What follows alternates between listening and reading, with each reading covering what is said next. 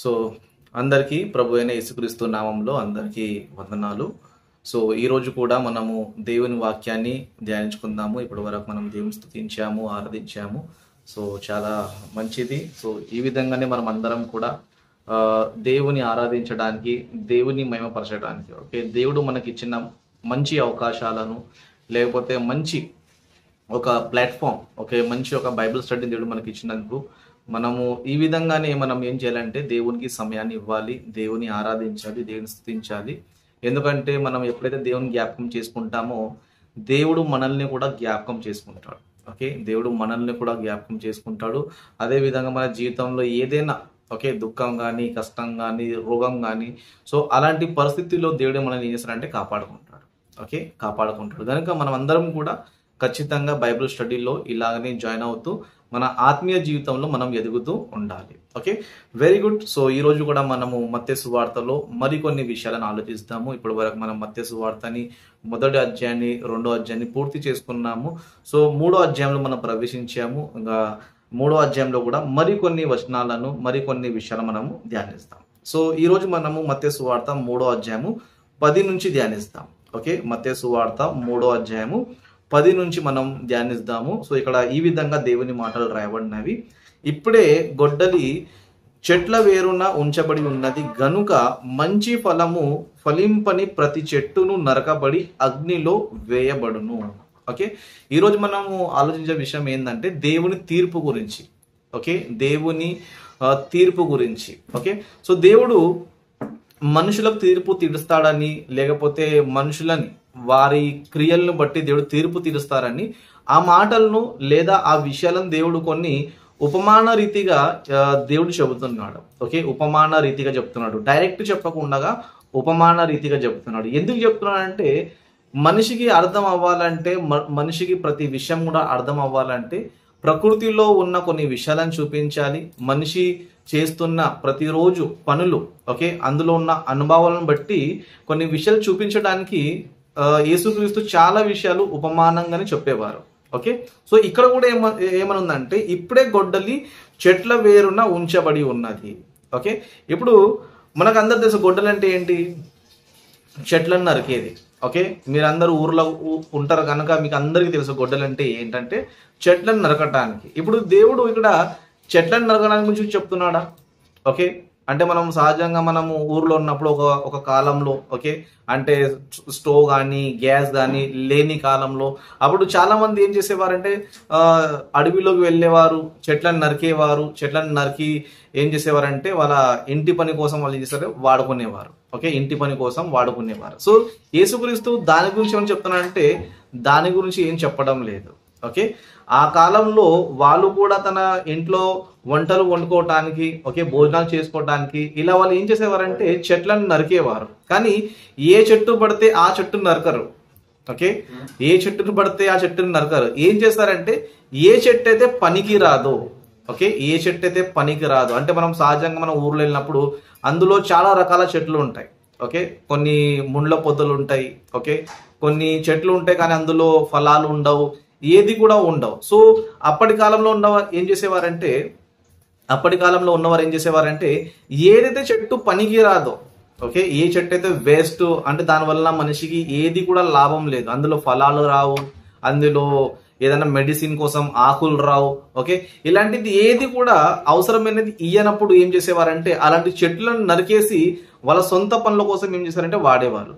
Okay, వాళ్ళ సొంత ఇంటి పని కోసం ఏం చేసుకునేవారు, వాడేవారు. ఓకే, సో అదే విధంగా ఇక్కడ కూడా దేవుడు చెప్తున్న ఆయన మాటల్లో ఉన్న ఉద్దేశం ఏంటంటే మనిషిని ఒక చెట్టుతో పోల్చుతున్నాడు. ఓకే, మనుషులని ఒక చెట్టుతో పోలుస్తున్నారు. ఆ చెట్టుతో పోలుస్తే ఏమన్నాడంటే ఇప్పుడే గొడ్డలి చెట్టు వేరున ఉంచబడి ఉన్నది గనుక మంచి ఫలము ఫలింపని ప్రతి చెట్టును నరకబడి అగ్నిలో వేయబడును. అంటే ఆ చెట్టు గురించి చెప్తూ యేసుక్రీస్తు వారు మన గురించి చెబుతున్నాడు. ఓకే, మన గురించి చెబుతున్నాడు అంటే మనం ఎలాగైతే అడవిలో ఏ చెట్టు అయితే ఫలం ఇవ్వదో ఆ చెట్టుని నరికేస్తాము, ఆ చెట్టులో నరికి మనం అగ్నిలో వాడుకుంటాము, అలాగనే దేవుడు కూడా ఏం చేస్తున్నాడంటే ఈ భూమిద మనుషులను పెట్టాడు. ఓకే, మనుషులను పెట్టాడంటే మనల్ని పెట్టాడు. ఓకే, మనకు కావాల్సిన ప్రతిదీ కూడా ఇస్తున్నాడు. ఓకే, ఎలాగైతే చెట్టుకు నీరు కావాలి, గాలి కావాలి, వెలుగు కావాలి, ఓకే, అవన్నీ తీసుకున్న తర్వాతనే చెట్టు ఫలిస్తుంది. ఓకే, చెట్టు ఫలిస్తుంది. కానీ అన్ని తీసుకున్న తర్వాత కూడా ఫలించకపోతే మనం ఎలాగైతే దాన్ని నరికేస్తామో అలాగనే దేవుడు మనిషికి ఈ భూమి పైన జన్మనిచ్చాడు. ఓకే, ఈ భూమి పైన పెట్టాడు. ఈ భూమిలో పెట్టిన తర్వాత మనిషికి కావలసిన ఆహార పదార్థాలు, గాలిని, నీరుని, జీవితాన్ని అన్ని కూడా ఇచ్చాడు.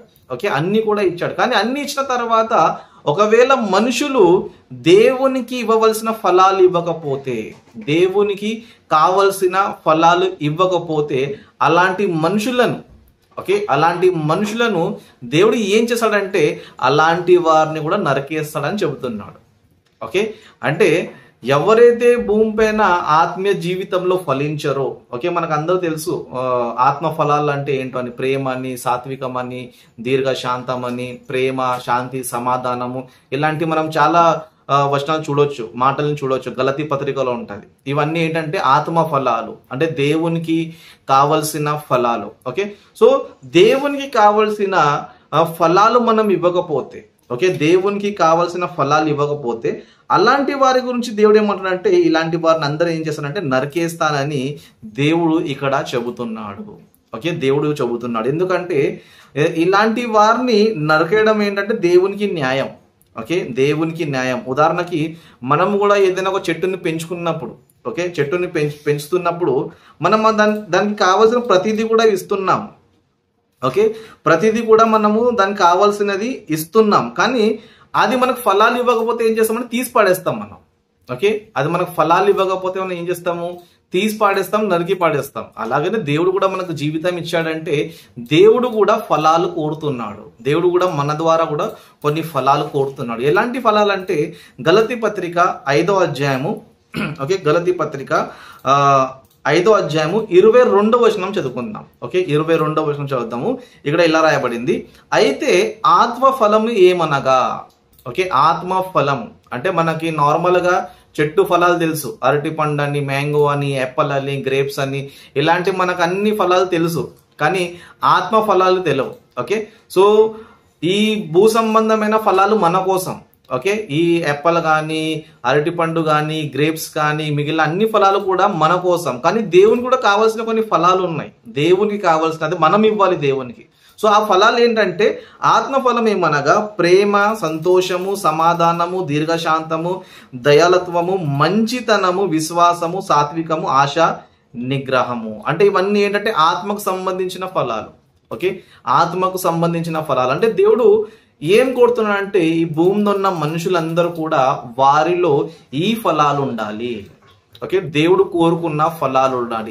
ఏముండాలి, ఇలాంటి ఫలాలు ఉండాలి. ముందుగా ఏంటంటే ప్రేమ. ఓకే, ప్రేమ అనేది ఫలం. ఓకే, ప్రేమ అంటే దానికి అర్థం ఏంటంటే దేవుని ఆజ్ఞలను పాటించడమే ప్రేమ. ఓకే, దేవుని ఆజ్ఞలను పాటించడమే ప్రేమ. అంటే ఎప్పుడైతే మనం దేవుని ఆజ్ఞల్ని పాటిస్తామో దానికి అర్థం ఏంటంటే మనం దేవునికి ఫలాలను ఇస్తున్నాము. ఓకే, దేవునికి మనం ఫలాలను ఇస్తున్నాము. ఎందుకంటే మీరు దేవుని ఆజ్ఞను పాటిస్తున్నారు కనుక దేవునికి ఒక ఫలం లాంటిది. ఓకే, సో మనం ఏం చేయాలంటే దేవుని ఆజ్ఞలను పాటించాలి. దేవుడు చెప్పిన పనులను మనం చేయాలి. ఓకే, దేవుడు ఇచ్చిన పనులు మనం ఏం చేయాలంటే ఖచ్చితంగా చేయాలి. తర్వాత సంతోషము. ఓకే, మన లైఫ్లో ఏంటంటే సంతోషం అనేది ఉండాలి. ఓకే, సంతోషం అనేది ఖచ్చితంగా మన లైఫ్లో ఉండాలి. కానీ ఈరోజు చాలా మంది ఎలాంటి వారంటే అన్ని ఉన్నా కూడా సంతోషం లేకుండా జీవిస్తున్నారు. ఓకే, అన్ని ఉన్నా సంతోషం లేకుండా జీవిస్తున్నారు. అంటే ఇల్లు ఉంది, జాబ్కి వెళ్తున్నారు, పని చేస్తున్నారు, ఓకే, 3 పూటలు బాగా అన్నం తింటున్నారు, కానీ జీవితంలో ఏం లేదు, సంతోషం లేదు. ఓకే, సంతోషం లేదు. ఎందుకు లేదు? ఆశ ఎక్కువ ఉంది, దురాశ ఎక్కువ ఉంది. ఓకే, అంటే అన్ని ఉన్నా కూడా నాకు ఇది లేదు, అది లేదు, ఇది కావాలి అని జీవితంలో సంతోషం లేక జీవిస్తున్నారు. కానీ దేవుడు ఏం కోరుతున్నాడంటే మనకి ఎలాంటి పరిస్థితి అయితే మనకు దేవుడు ఇచ్చాడో ఆ పరిస్థితిలోనే ఉంటూ మనం సంతోషంగా జీవించాలి.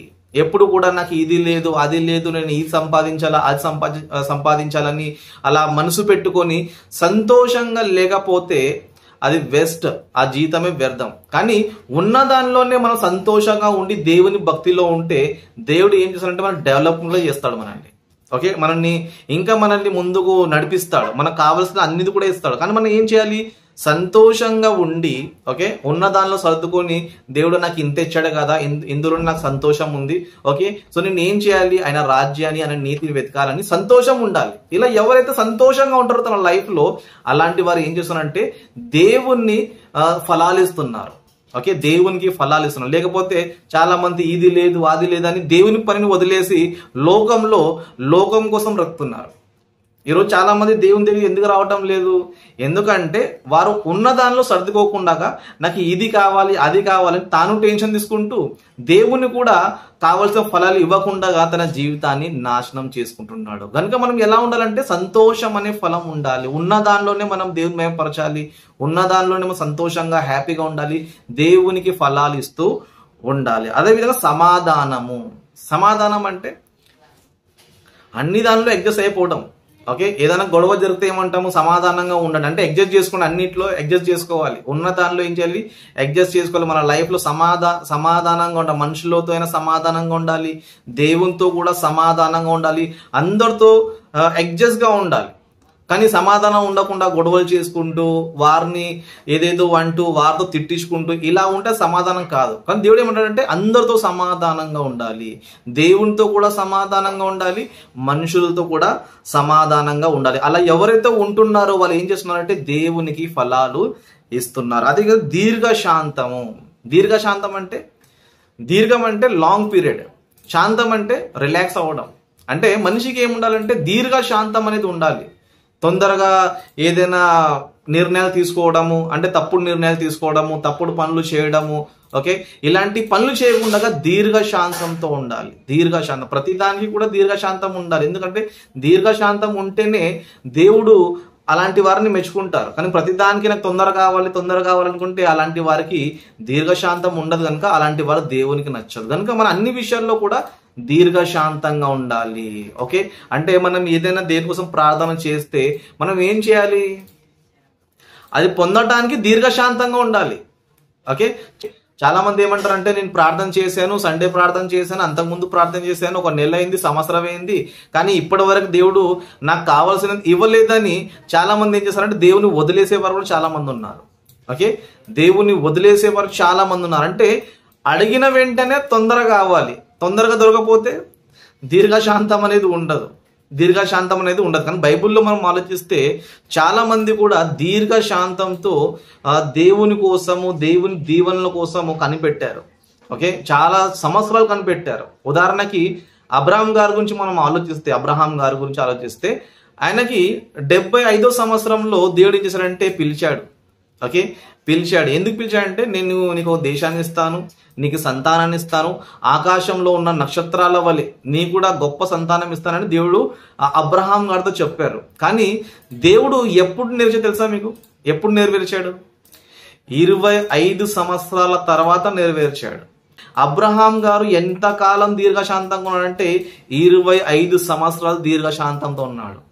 25 సంవత్సరాలు. అందుకే దీర్ఘశాంతము ఉన్నందుకు నిజంగా ఈరోజు అబ్రహాం సంతానం ఎంత గొప్పదంటే ఈ భూమిపైనే అతిపెద్ద జనాంగం ఎవరిదంటే అబ్రహాం గారిది. ఓకే, అతిపెద్ద జనాంగం ఎవరిదంటే అబ్రహాం గారిది. అంటే అబ్రహాం పిల్లలు ఎంతమంది ఉన్నారంటే కోట్ల సంఖ్యలో ఉన్నారు. అంటే మీరు ఇరాక్ కానీ ఇజ్రాయెల్ దేశం కానీ, ఓకే, ఇలాగా ఇరాన్ ఇలాంటి కంట్రీస్లో వెళ్ళిపోతే అందులో చాలా మంది ఎవరంటే అబ్రహాం సంతానం. అదే విధంగా క్రైస్తవులు కూడా ఎవరంటే ఇప్పుడు అబ్రహాం సంతానం. అందరూ కూడా ఏమంటాము? అబ్రహాం విశ్వాసులకు తండ్రి అంటాం.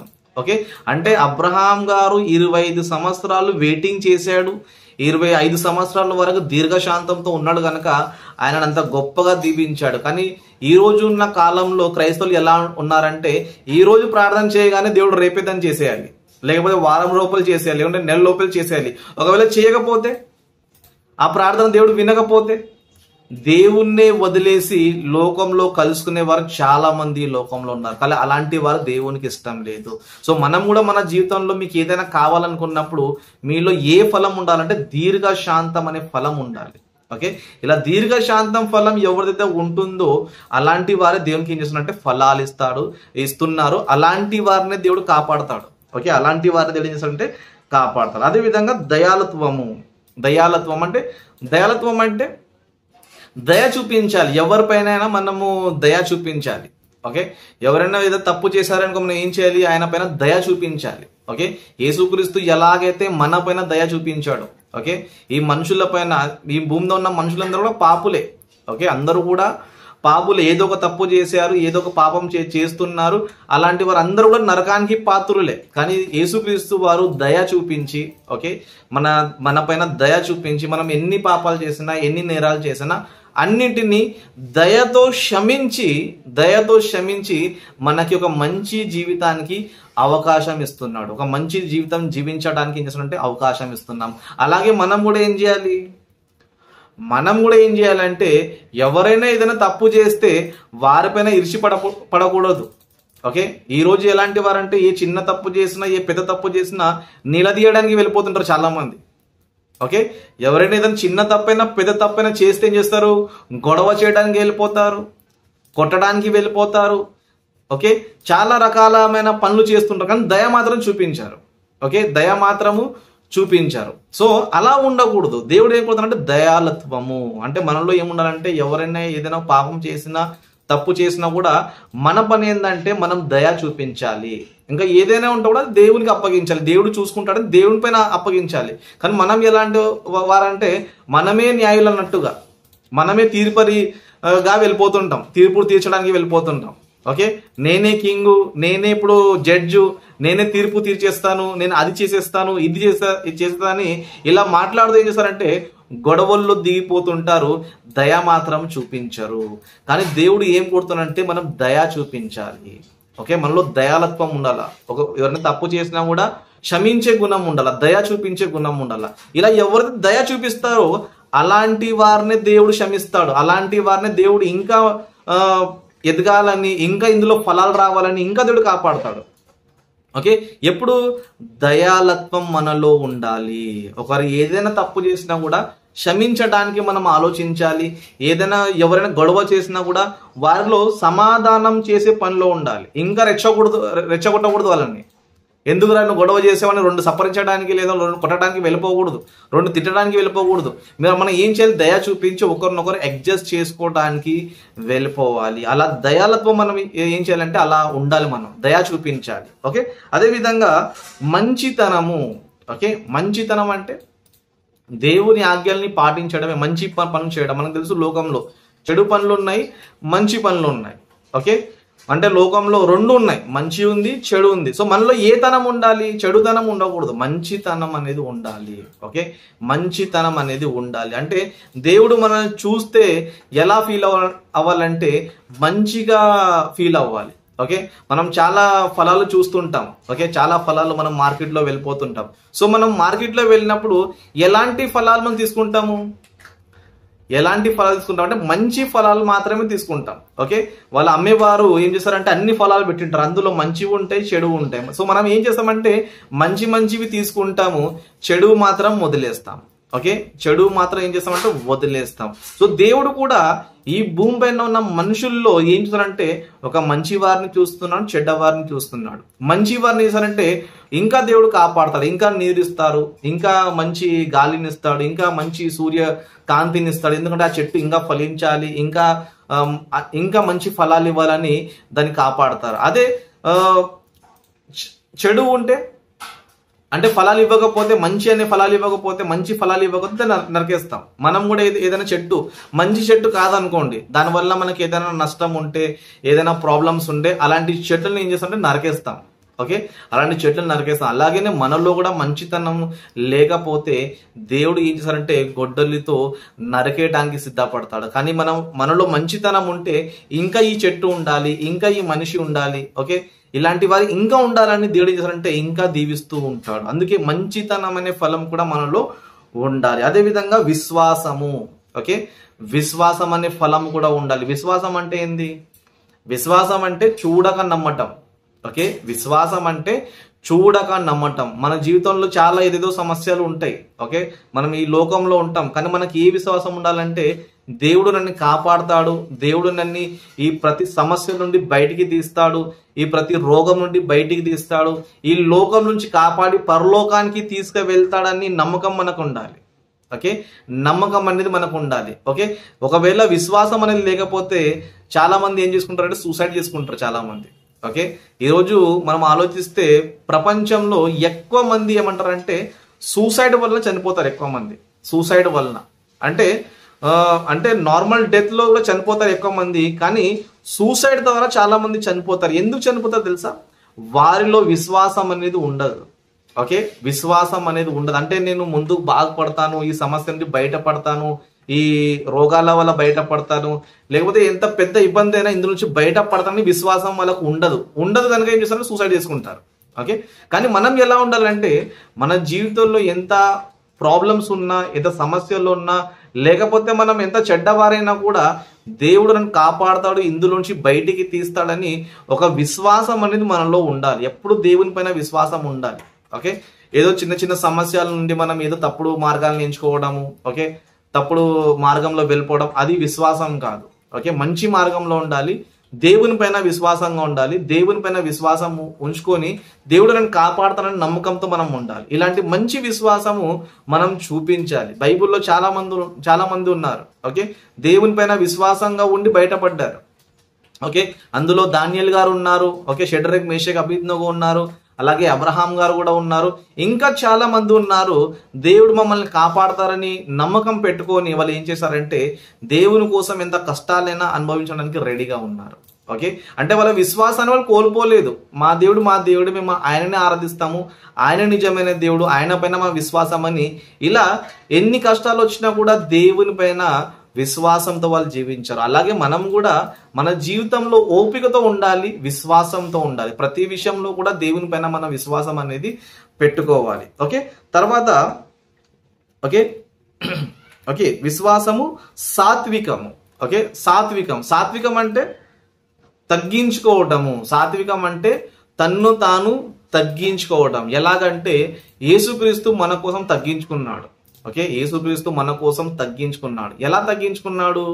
యేసుక్రీస్తు ఎవరంటే ఈ ప్రపంచాన్ని సృష్టించిన దేవుడు.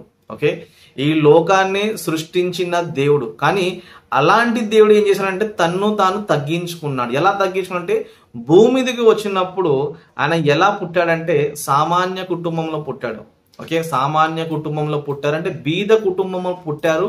అందులో సామాన్య మనుషునిగా, అంటే భూమి పైన ఏదో ఒక రాజుగా పుట్టాలనుకోలేదు, లేకపోతే ఏదో ఒక అధికారిగా పుట్టాలనుకోలేదు.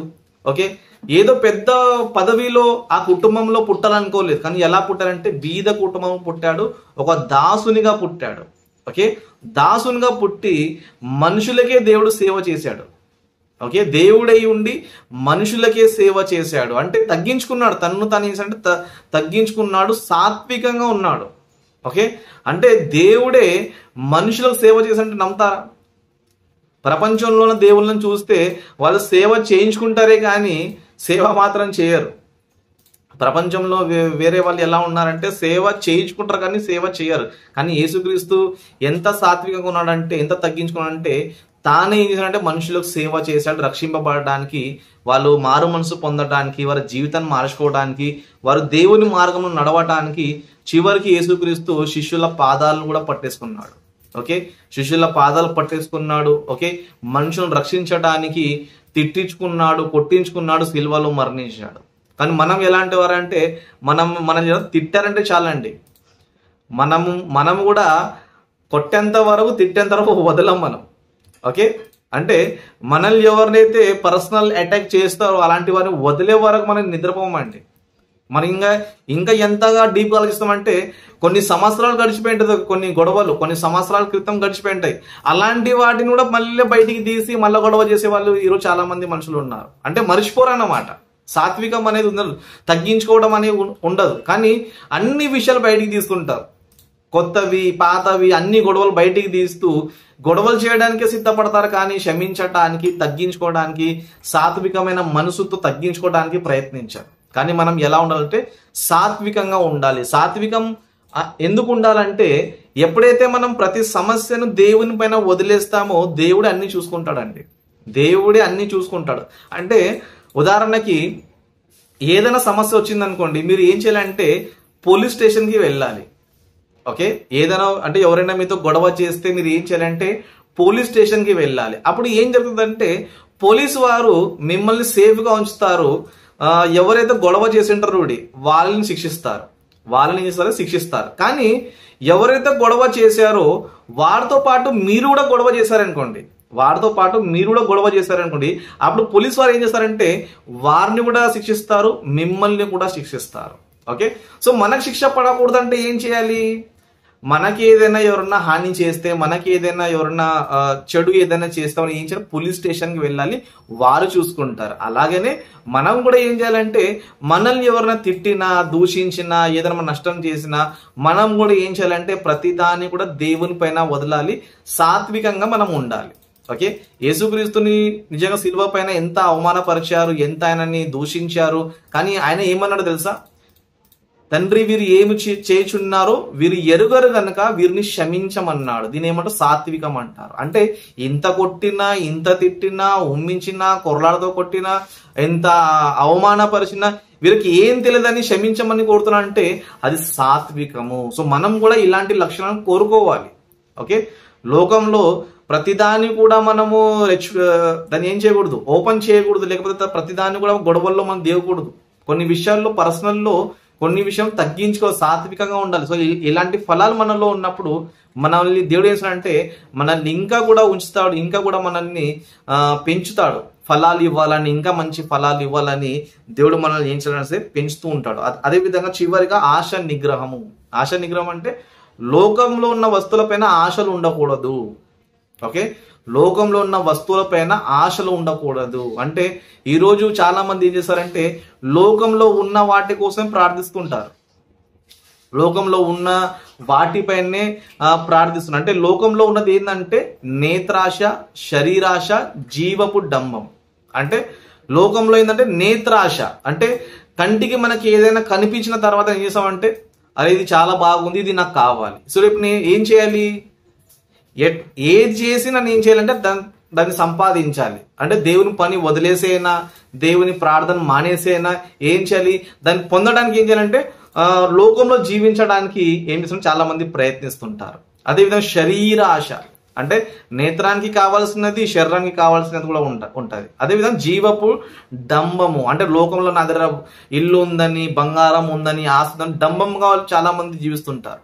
ఓకే, చాలా మంది డంబంగా జీవిస్తుంటారు. అందుకే శరీర ఆశ ఉండకూడదు. ఓకే, ఆశ నిగ్రహము అంటే మనం ఎలా ఉండాలంటే భూమిద మన దగ్గర ఉన్న దాంట్లోనే మనం అడ్జస్ట్ అవ్వాలి, ఉన్న దానిలోనే అడ్జస్ట్ అవుతూ దేవుని పని చేస్తూ వెళ్ళాలి. ఎందుకంటే ఈ లోకంలో మనం ఏది కూడా తీసుకోరాలేదు, ఈ లోకంలో ఉన్న వాటిని ఏది కూడా తీసుకొని పోము. ఓకే, అంటే ఈ రోజు ప్రపంచంలో ఉన్నవారు ఏమనుకుంటారంటే అన్ని ఉంటేనే జీవిస్తాం అనుకుంటారు. ఓకే, మీకు ఈ టెంపరవరీగానే దాన్ని తీసుకోవాలి, అన్ని ఉంటేనే జీవిస్తారంటే ఇప్పుడు చాలా మంది ఏ లేకుండా లోకంలో జీవిస్తున్నారు. ఓకే, చాలా మంది జీవిస్తున్నారు.